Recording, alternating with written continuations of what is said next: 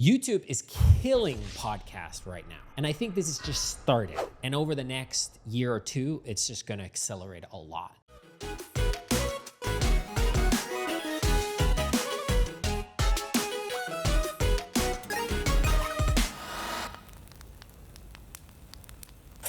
As you know, YouTube was one of the absolutely original ways how to create content online, especially when we talk about longer form content, whereas there's obviously Facebook post and Instagram post and yada, yada, yada. But like for longer term content, YouTube was the original.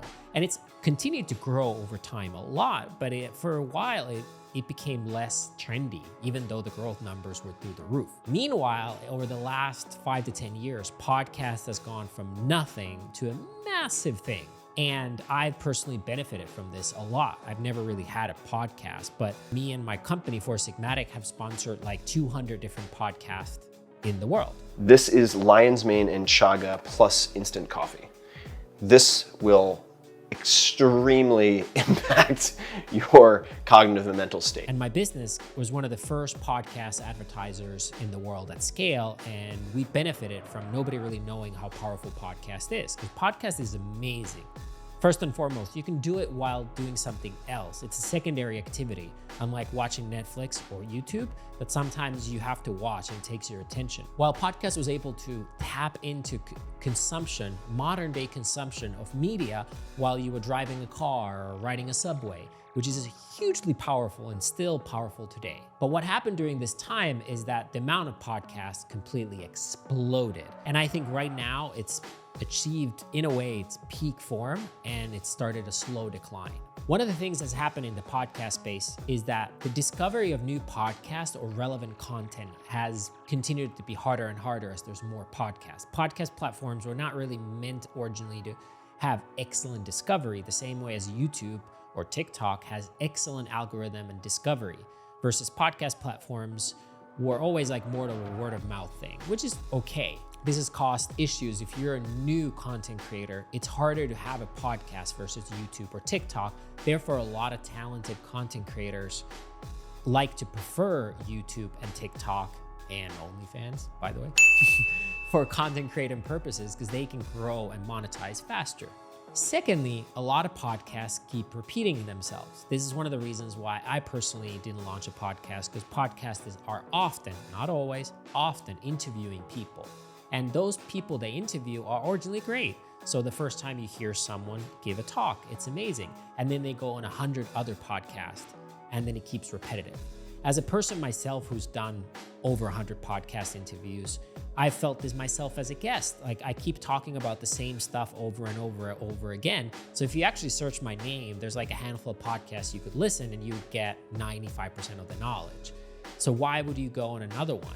And you try to work with the host to like come up with unique angles and things you've never spoken about. But in most cases, you just regurgitate the same stuff. And I see this with multiple amazing podcasts, is that they originally had amazing guests and then it gets diluted over time. Or alternatively, more and more podcasts are trying to be controversial, especially in the health and wellness space that I've came from. And they keep saying wild stuff just to get eyeballs and views. And even then, their discovery is based on Instagram Reels or other platforms growing the podcast audience. And the podcast is only like a secondary delivery system. More about that later. Finally, a reason why Four Sigmatic has drastically reduced the amount of podcast advertising is the cost.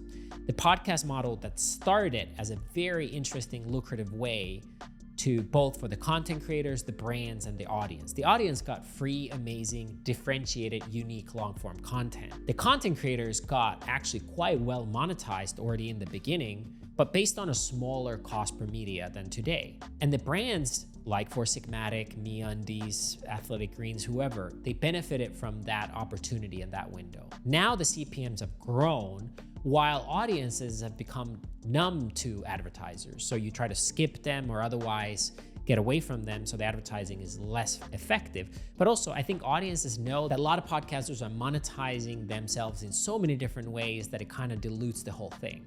So most advertisers pay the podcaster for the content to be shown in the podcast. So you could say it's like, oh, this podcast is sponsored by Four Sigmatic. That's one way. Two is that many companies pay the podcaster an affiliate commission. Say you could get $50 per order on top of the paid media. Actually, Four Sigmatic was one of the people that kind of pioneered these hybrid deals where we paid less upfront and then we offered incentive. Now you have to pay fully upfront and then still give the incentive. And then finally, more and more of these podcasters own the companies and they have an equity share there as well, which is not always transparent fully. Now you could say that YouTube does the same thing. YouTubers put sponsors on YouTube videos, you have AdSense on the views, and then you could be an owner, like MrBeast with Feastables or many other content creators. But I think what the main difference is between YouTube and podcast is just the type of media and how it's engaging on the consumers. While I'm still a huge believer in podcast and the ability and benefit of secondary activity while you're, for example, driving, listening to podcasts, committing yourself to a 1 hour interview is a big time commitment, even if it is a secondary activity. So you better effing know that it's an amazing podcast interview. Versus on YouTube, most videos are a few minutes, or if they're an hour, it's probably an amazing hour. And then there's amazing discovery of a next video. So if you spend the same hour watching something, you might watch 20 videos, which is the classic YouTube rabbit hole. But you're probably gonna get out of those 20 videos like 10, 15 new ideas or interesting things, versus in the podcast, it'll be 1, 2, 3 ideas. So the value of YouTube for most viewers and content consumers like yourself tends to be usually higher. And for content creators, it offers a faster path for discovery because of the algorithm of recommending videos, but also how the search, the whole thing works. And Google, who owns YouTube, is obviously amazing at search. About 6 months before I started this channel in December of 2023, I talked to a bunch of people and they recommended me to start a podcast. After all, I knew tons of podcasters, and to Four Sigmatic, I had a lot of podcast connections. And I enjoy long form rather than short form. So it was like, seemed natural. But the more I looked into where podcast was and where it was going, the more pessimistic I was about the future of podcast. And YouTube was the opposite. The more I looked into it, I realized that it's almost underrated, which is insane because it's one of the biggest media platforms and content bases ever. And for that reason, I became a YouTuber first and not a podcaster. I think YouTube is superior to growing your channel, therefore eventually maybe monetizing it. Secondly, it offers more value to the viewer, you, because you can watch more videos, more content. And if I go for a walk now, I often don't look at the video. I put YouTube on and just listen to the audio. It's equal to the experience on podcast, but I often get more crisp and concise content that I find more valuable for myself. And then finally, for advertisers, I think generally the searchability of YouTube and the advertising opportunities there are greater as well. I think one of the proofs that this is already happening and it's only going to accelerate is the recent news on Joe Rogan and the new deal with Spotify. You might remember that a few years ago, Spotify and Joe Rogan signed an amazing big deal with Spotify, and well-deserved. And a lot of people thought like 100 million, it's a crazy amount of money. Actually ended up being more than 100 million, and I think still Joe Rogan is undervalued. Now they signed a new contract, but what difference about this first contract and second contract is in the first contract, Joe Rogan was exclusive to Spotify. So they no longer had clips on YouTube like before, and you could not listen to the full episode on YouTube or other platforms. You had to go on Spotify and listen it to there. Spotify obviously got a lot of new subscribers, but they also lost a lot of discovery. And that sounds crazy because Rogan is like by far the biggest podcaster in the world, but there's still discovery of content and consumption of content that they missed out on. So in the new contract, Joe Rogan's content will be available everywhere. And I think it's mostly because of YouTube. Being on YouTube will benefit even the largest podcaster in the world, as in Joe Rogan. And I think this is smart. It's smart for Joe's fans and audience. They can consume data wherever they want it, however they want it.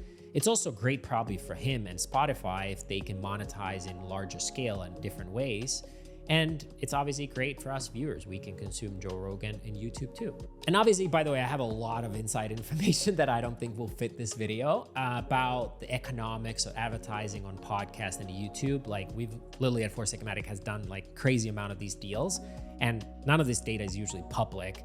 So if you're interested in that kind of content, comment below and I can make a separate video about the unit economics of podcast versus YouTube as well. But in the case of Rogan, the big difference is that the first contract was a distribution contract. So basically, Rogan allowed Spotify an exclusive right to distribute it, versus now it's more of an advertising contract where Spotify can still get the revenue from selling ads on Rogan's podcast cross media and benefit from it indirectly. So in a way, Spotify is moving from a music and podcast distribution company into an advertising platform, which is interesting. Some other things that I think are underrated is YouTube still leans younger, similar to TikTok. And I think it's actually the only real challenger to TikTok, versus Facebook and also podcasts tend to lean older. So I think like the demographic tailwinds are on YouTube side as well.